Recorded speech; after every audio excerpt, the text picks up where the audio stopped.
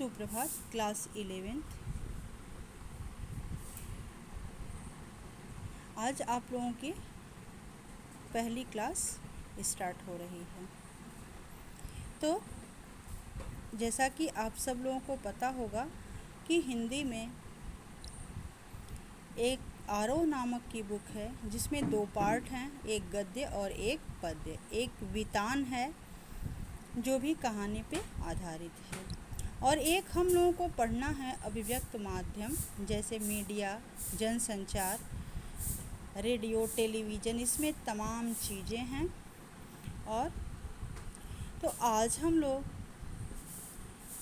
हिंदी आरोह पद्य भाग का पहला पाठ कबीरदास जी द्वारा लिखित पद, इसका अध्ययन करेंगे।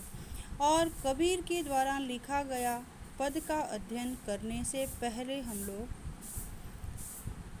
कबीर के जीवन परिचय, साहित्यिक परिचय और रचनाओं पे पहले प्रकाश डालेंगे, क्योंकि किसी भी कवि की रचना का हम तभी रसपान कर सकते हैं जब उस कवि के बारे में भी भली भांति परिचित हों।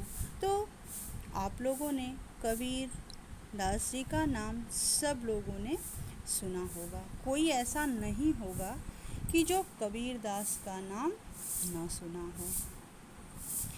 कबीर दास निर्गुण ज्ञानाश्रयी शाखा के प्रतिनिधि कवियों में प्रमुख हैं और इनका जन्म सन 1998 ईस्वी में उत्तर प्रदेश में काशी के पास लहरतारा नामक स्थान पर माना जाता है।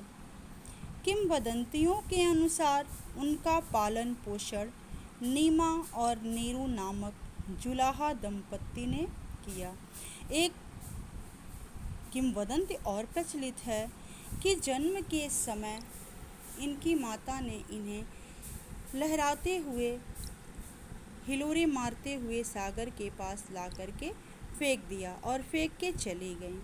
फिर वहाँ जैसे नदी के किनारे मछुआरे होते हैं ना, तो उसी में से एक नीरू और नीमा नामक मछुआरे ने देखा और इन्हें उठा लिया और इनका पालन पोषण किया। उनके प्रारंभिक जीवन के विषय में अनेक प्रकार की जनश्रुतियाँ हैं। उन्होंने अपनी विभिन्न कविताओं में स्वयं को काशी का जुलाहा कहा है। वे पढ़े लिखे नहीं थे, फिर भी अपनी बात को साफ एवं दो टूक शब्दों में प्रभावी ढंग से कहने में समर्थ थे। कहते थे, बन पड़े तो सीधे, नहीं तो दरेरा देकर। हजारी प्रसाद द्विवेदी ने तो कबीर दास को वाणी का डिक्टेटर भी माना है। महान संत स्वामी रामानंद उनके गुरु थे।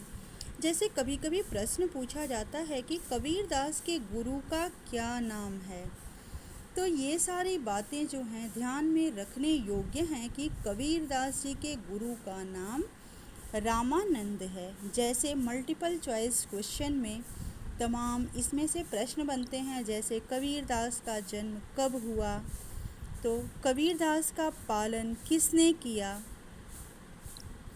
तो इसलिए इन सब बातों पर गहरी नज़र रखनी चाहिए। उन्होंने अपनी रचनाओं में साधु संगति और अपने अनुभव से जीवन और जगत के ज्ञान और मर्म को प्रमुखता दी है। लगभग 1518 ईस्वी में बस्ती के निकट मगहर में उनकी मृत्यु हुई। कभी कभी ये भी प्रश्न बनता है कि कबीरदास का जीवन काल कितने समय तक था, तो 120 वर्ष तक कबीरदास जीवित थे।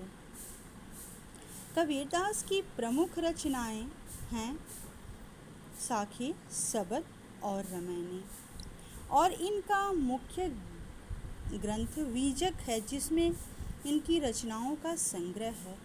कबीरदास की सभी रचनाओं में मुख्य रूप से वीजक ऐसा है कि जिसमें सभी संकलित हैं। उनकी कुछ रचनाएं सिखों के धर्म ग्रंथ गुरु ग्रंथ साहब में भी संकलित हैं।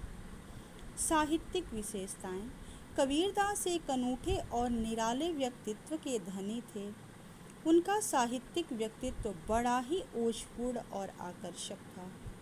हजारी प्रसाद द्विवेदी ने कबीर के व्यक्तित्व का मूल्यांकन करते हुए बताया है कि वे सिर से पैर तक मस्त मौला, फक्कड़, अक्कड़, दिल के साफ, दिमाग के दुरुस्त और कर्म में विश्वास रखने वाले थे। भाग्य पे नहीं, किस पे?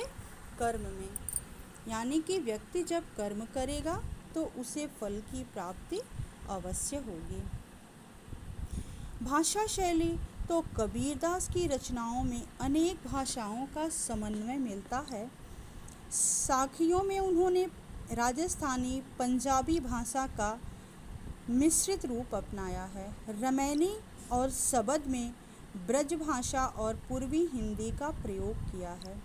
ऊबड़ खाबड़ होते हुए भी उनकी भाषा में सूक्ष्म से सूक्ष्म भावों को अभिव्यक्ति करने की अद्भुत क्षमता है। आचार्य रामचंद्र शुक्ल ने कबीरदास की भाषा को सधुक्कड़ी भाषा कहा है। तो आज हम लोग कबीरदास के जीवन परिचय पर थोड़ा प्रकाश डाले और अगली क्लास में हम लोग इनके द्वारा लिखा गया पद पढ़ेंगे। धन्यवाद।